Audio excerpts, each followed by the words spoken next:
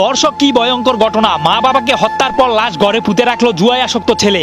Online জুয়া শুধু টাকা নয়, কেড়ে নিচ্ছে বিবেক, ভালোবাসা আর মানবতা।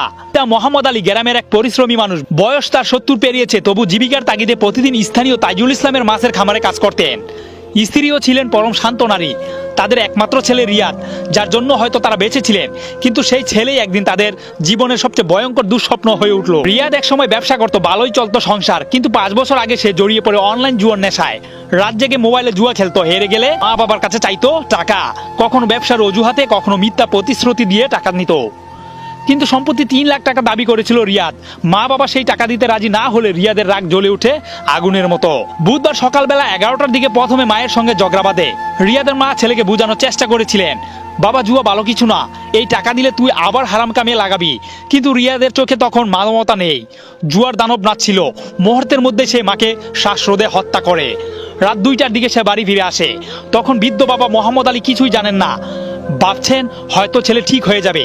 কিন্তু সেই রাতেই রিয়াদ কুড়াল তুলে নেয় নিজের বাবার দিকে।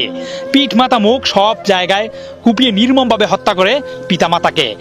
এরপর ঠান্ডা মাথায় শোবার ঘরে মেঝেতে 4 ফুট গভীর গর্ত খুঁড়ে 2টি লাশ পাশাপাশি পুঁতে রাখে, যেন কিছুই ঘটেনি। বাইরে বসে থাকে চুপচাপ, চোখে কোনো নেই অনুশোচনার ছাপ। পরদিন সকালে মোহাম্মদ আলী কাজে না গেলে সহকর্মীরা ফোন করে, কিন্তু ফোন বন্ধ।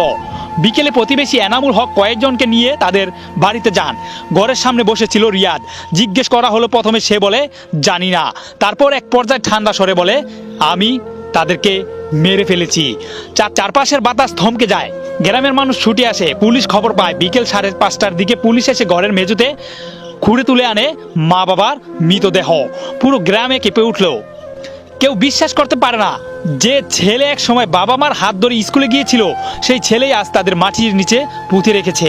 ময়মনসিংহের অতিরিক্ত পুলিশ সুপার আব্দুল্লাহ আল মামুন জানান, প্রাথমিকভাবে আমরা জানতে পেরেছি রিয়াদ টাকা চাইছিল ব্যবসার কথা বলে, কিন্তু আসলে সেই অনলাইন জুয়ার নেশায় আসক্ত ছিল। জিজ্ঞাসাবাদের পর বিস্তারিত জানা যাবে। বাঁশকুড়ি গ্রামের মানুষ আজও বিশ্বাস করতে পারে না জুয়ার নেশা মানুষকে এতটা অমানবিক, এতটা নিষ্ঠুর করে তুলতে পারে।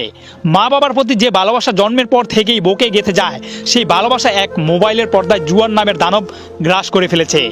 এই গল্প কোনো সিনেমা নয়, এটি বাস্তবের চেয়ে ভয়ঙ্কর এক সত্য। রিয়াদের গল্প তাই এক ভয়ঙ্কর শিক্ষা। যখন মানুষ নেশার দাস হয়, তখন সে নিজের রক্তকেও হত্যা করতে পারে।